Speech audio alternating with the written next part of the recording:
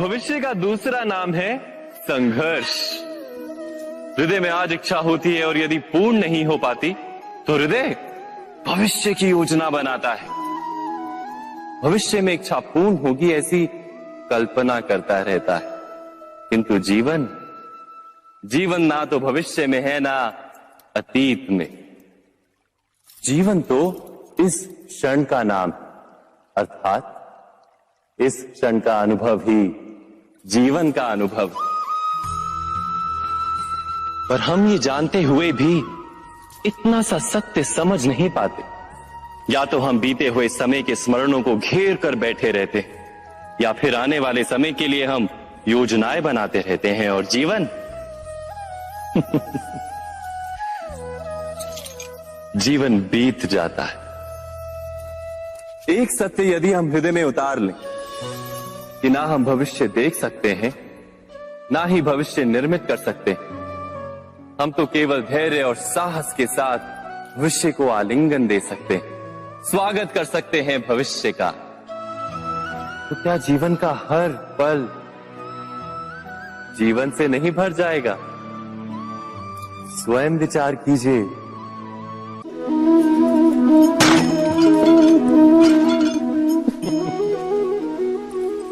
कभी कभी कोई घटना मनुष्य के जीवन की सारी योजनाओं को तोड़ देती और मनुष्य उस आघात को अपने जीवन का केंद्र मान लेता। पर क्या भविष्य मनुष्य की योजनाओं के आधार पर निर्मित होते हैं? नहीं। जिस प्रकार किसी ऊंचे पर्वत पर सर्वप्रथम चढ़ने वाला उस पर्वत की तलाई में बैठकर जो योजना बनाता है, क्या वही योजना उसे उस पर्वत की चोटी तक पहुंचाती है? नहीं। वास्तव में वो जैसे जैसे ऊपर चढ़ता है वैसे वैसे उसे नई नई चुनौतियां, नई नई विडंबनाएं, नए नए अवरोध मिलते हैं। प्रत्येक पद पर वो अपने अगले पद का निर्णय करता है। प्रत्येक पद पर उसे अपनी योजनाओं को बदलना पड़ता है। कहीं पुरानी योजना उसे खाई में ना ढकेल दे। वो पर्वत को अपने योग्य नहीं बना पाता, केवल स्वयं को पर्वत के योग्य बना सकता है। क्या जीवन के साथ भी ऐसा ही नहीं? जब मनुष्य जीवन में किसी एक चुनौती को, एक अवरोध को अपने जीवन का केंद्र मान लेता है, अपने जीवन की गति को ही रोक देता है, तो वो अपने जीवन में सफल नहीं बन पाता और ना ही सुख और शांति प्राप्त कर पाता। अर्थात जीवन को अपने योग्य बनाने के बदले स्वयं अपने को जीवन के योग्य बनाना ही सफलता और सुख का एकमात्र मार्ग नहीं? स्वयं विचार कीजिए।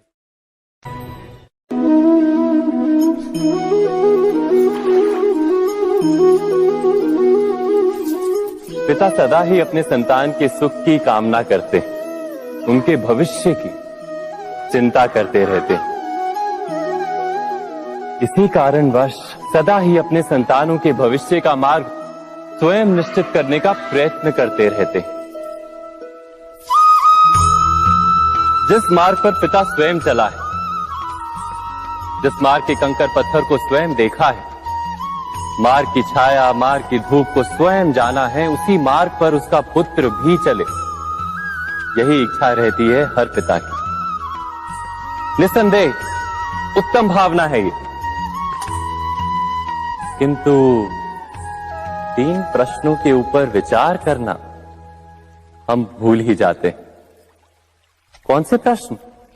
प्रथम प्रश्न, क्या समय के साथ प्रत्येक मार्ग बदल नहीं जाते? क्या समय सदा ही नई चुनौतियों को लेकर नहीं आता? तो फिर बीते हुए समय के अनुभव नई पीढ़ी को किस प्रकार लाभ दे सकते हैं? दूसरा प्रश्न, क्या प्रत्येक संतान अपने माता पिता की छवि होता है? हाँ, संतानों को संस्कार तो अवश्य माता पिता देते हैं, किंतु भीतर की क्षमता तो ईश्वर देते हैं। तो जिस मार्ग पर पिता को सफलता मिली है, विश्वास है कि उसी मार्ग पर उसकी संतानों को भी सफलता और सुख प्राप्त होगा। तीसरा प्रश्न, क्या जीवन के संघर्ष और चुनौतियां लाभकारी नहीं होती? क्या प्रत्येक नया प्रश्न एक नए उत्तर का द्वार नहीं खोलता? तो फिर संतानों को नए नए प्रश्नों, संघर्षों और चुनौतियों से दूर रखना, ये उनके लिए लाभ करना कहलाएगा या हानि पहुंचाना? अर्थात जिस प्रकार संतान के भविष्य का निर्माण करने के बदले उसके चरित्र का निर्माण करना श्रेष्ठ है, वैसे ही संतानों के जीवन का मार्ग निश्चित करने के बदले उन्हें नए संघर्षों के साथ जूझने के लिए मनोबल व ज्ञान देना अधिक लाभदायक नहीं होगा? स्वयं विचार कीजिए।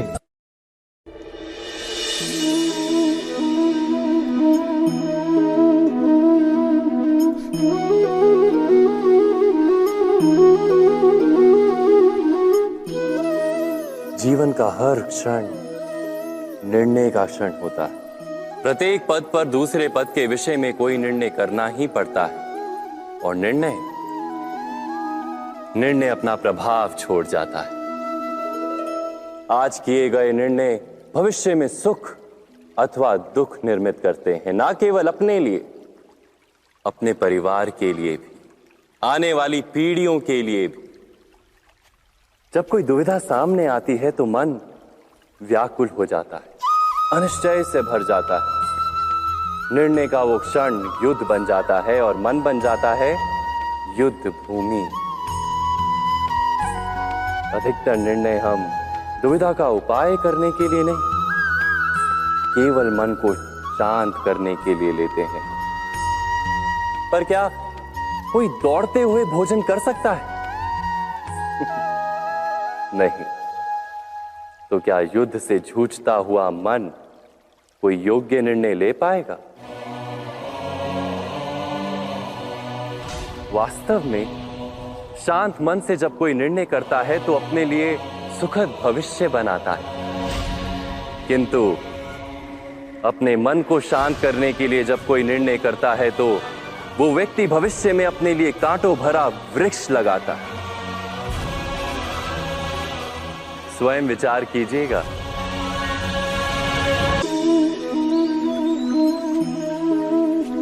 सबके जीवन में ऐसा प्रसंग अवश्य आता है कि सत्य कहने का निश्चय होता है हृदय में, किंतु मुख से सत्य निकल नहीं पाता। कोई भय मन को घेर लेता है। किसी घटना अथवा प्रसंग के बारे में बात करना या फिर स्वयं से कोई भूल हो जाए उसके बारे में कुछ बोलना, क्या ये सत्य है? नहीं, ये तो केवल तथ्य है। अर्थात जैसा हुआ था वैसा केवल बोल देना सामान्य सी बात है। किंतु कभी कभी उस तथ्य को बोलते हुए भी भय लगता है। कदाचित किसी दूसरे की भावनाओं का विचार आता है मन, दूसरे को दुख होगा ये भय भी शब्दों को रोकता है। तो ये सत्य क्या है? क्या हमने कभी विचार किया है? जब भय रहते हुए भी कोई तथ्य बोलता है तो वो सत्य कहलाता है। वास्तव में सत्य कुछ और नहीं, केवल निर्भयता का दूसरा नाम है। और निर्भय होने का कोई समय नहीं होता, क्योंकि निर्भयता आत्मा का स्वभाव है। अर्थात क्या प्रत्येक क्षण सत्य बोलने का क्षण नहीं होता?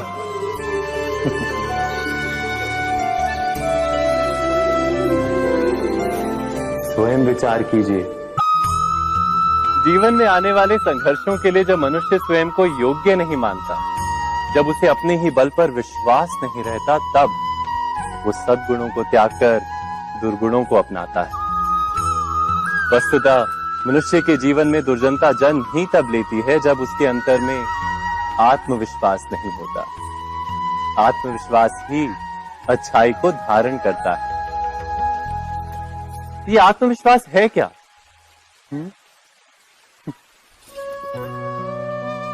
जब मनुष्य ये मानता है कि जीवन का संघर्ष उसे दुर्बल बनाता है, तो उसे अपने ऊपर विश्वास नहीं रहता। वो संघर्ष के पार जाने के बदले संघर्ष से छूटने के उपाय ढूंढने लगता है।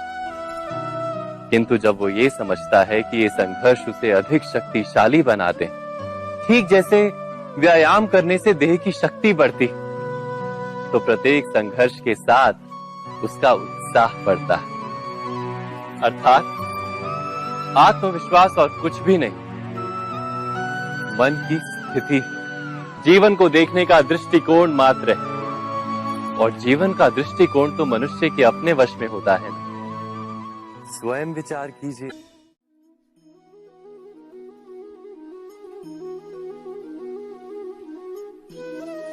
ज्ञान प्राप्ति सदा ही समर्पण से होती है, ये हम सब जानते हैं। किंतु समर्पण का वास्तविक महत्व क्या है? क्या हमने कभी विचार किया? मनुष्य का मन सदा ही ज्ञान प्राप्ति में विभिन्न बाधाओं को उत्पन्न करता है। कभी किसी अन्य विद्यार्थी से ईर्ष्या हो जाती है, कभी पढ़ाए हुए पाठों पर संदेह जन्मता है और कभी गुरु द्वारा दिया गया दंड मन को अहंकार से भर देता है। नहीं, क्या ऐसा नहीं होता? न जाने कैसे कैसे विचार मन को भटकाते हैं और मन की इसी अयोग्य स्थिति के कारण हम ज्ञान प्राप्त नहीं कर पाते। मन की योग्य स्थिति केवल समर्पण से निर्मित होती है। समर्पण मनुष्य के अहंकार का नाश करता है, ईर्ष्या, महत्वाकांक्षा आदि भावनाओं को दूर कर हृदय को शांत करता है और मन को एकाग्र करता है। वास्तव में ईश्वर की सृष्टि में ना ज्ञान की मर्यादा है, ना ज्ञानियों की। गुरु दत्तात्रेय ने तो गाय और श्वान से भी ज्ञान प्राप्त कर लिया था। अर्थात विषय ब्रह्म ज्ञान का हो या जीवन के ज्ञान का या गुरुकुल में प्राप्त होने वाले ज्ञान का, उसकी प्राप्ति के लिए गुरु से अधिक महत्व है उस गुरु के प्रति हमारा समर्पण। क्या ये सत्य नहीं? स्वयं विचार कीजिए।